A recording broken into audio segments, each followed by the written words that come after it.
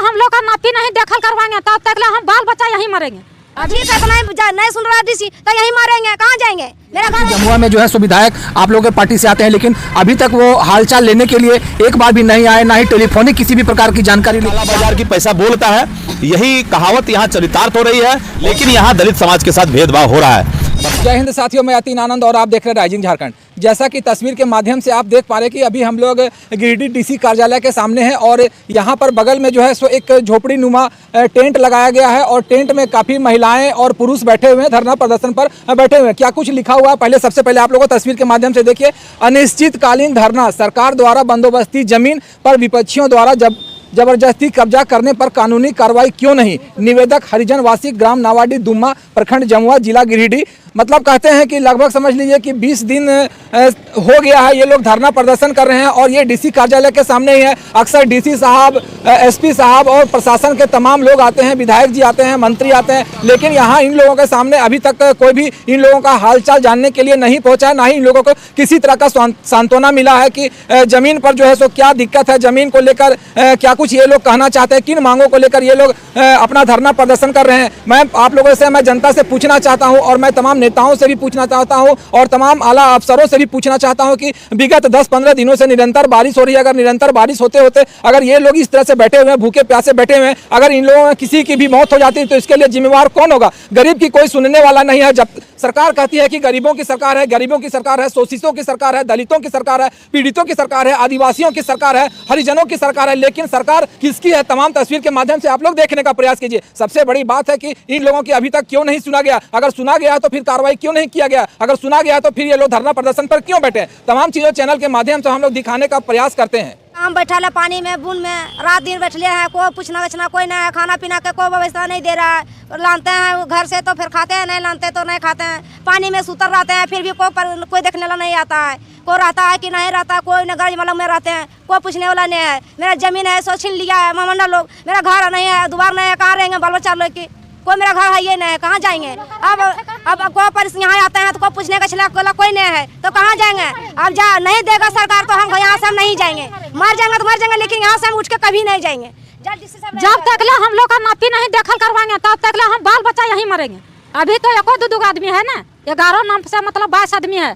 जितना घर में बच्चा लोग है उतना यहीं आकर हम लोग मरेंगे, यहीं मरेंगे डीसी ऑफिस में। कौन खिलाएगा? कोई बच्चा मेरा एक बच्चा है, कोई नहीं खिलाएगा। सब बच्चा छोटा छोटा छोड़ के दूसरा के द्वार पर बैठा ले, लेकिन फिर भी डीसी नहीं बोल रहा है, बोल जाइए कि नहीं जाइए। सो बता रहे हैं बोल बैठा ले तो बैठ ले रहिए, कोई सुनवाई नहीं हो रहा है। तो ठीक है, तो नहीं सुन रहा है डीसी तो यहीं मारेंगे, कहाँ जाएंगे? मेरा घर है ये नहीं है, जमीन जो दिया है सरकार वो भी जमीन कहता बोल हम नहीं देंगे दूसरा कोई, तो हम नहीं जाएंगे। जब डीसी नहीं जाएगा, जने बोल रहा है तो हम नहीं जाएंगे। ये सर हम लोग का घर है दुम्मा नवाडी, प्रखंड है जमुआ, थाना है जमुआ। हम लोग यही से हमको जो सरकार दिया है 86-87 में जो पट्टा दिया है हमको गरमजोरा जमीन वाला, से जमीन मियाँ लोग हम लोग को नहीं चढ़ने देता है कि नहीं चढ़ने देंगे।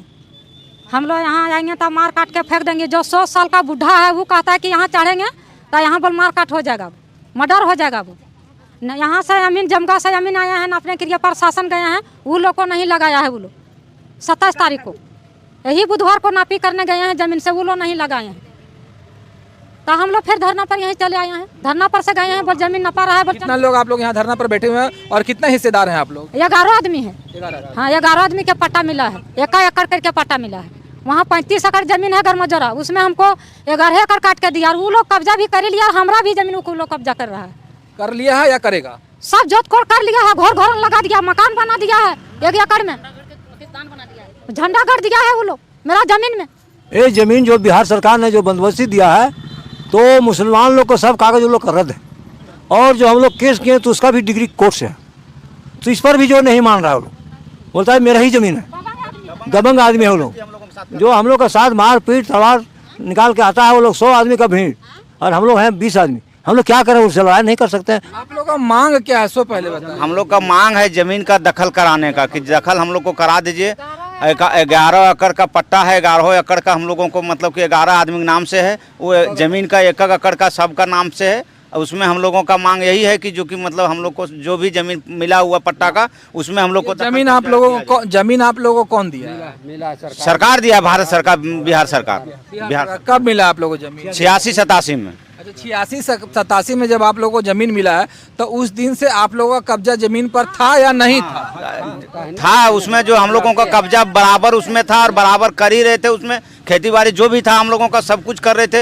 एक बार उसमें हम लोग घर झोपड़ी भी लगाए, घर बनाने का इसी किए, उसके बाद भी सब कबार के वो लोग ले गया। उसी दिन से मतलब उन लोग मतलब कौन लोग? मतलब जो मोहम्मदन लोग हैं उन लोग जो हम लोगों के साथ बहुत बड़ा अन्याय कर रहा है। हम लोगों को मतलब कभी बैठने नहीं दे रहा है। हम लोगों को बार बार भगाने का कोशिश करता है, मारपीट करने का कोशिश में रहता है। एनी टाइम जो फरसा तलवार सब कुछ दिखाता है और हम लोगों को भगा देता है। तो दोस्तों हम लोग के सामने जुड़ रहे हैं कामेश्वर पासवान जी, जो कि पूर्व जिला परिषद उपाध्यक्ष हैं, भारतीय जनता पार्टी के नेता हैं और प्रदेश कार्य समिति में भी हैं। तमाम चीज़ों को हम लोग समझने का प्रयास करेंगे। और ये लोग जो गरीब हैं, शोषित हैं और पीड़ित हैं, इन लोग आज लगभग 20 दिन से अधिक हो गया है, लेकिन इन लोगों की किसी भी तरह की मांग को नहीं माना गया या कह सकते हैं कि अनसुनी की गई है। तो इनसे सीधे हम लोग बातचीत करने की प्रयास करेंगे और ये जानने की कोशिश करेंगे, क्योंकि ये लोग जमुआ प्रखंड से आते हैं और जमुआ में जो है सो भारतीय जनता पार्टी के विधायक केदार हाजरा जी हैं, लेकिन अभी तक फिर भी इन लोगों की बातें को अनसुना किया गया। क्या कहना चाहते हैं पूरा पासवान जी?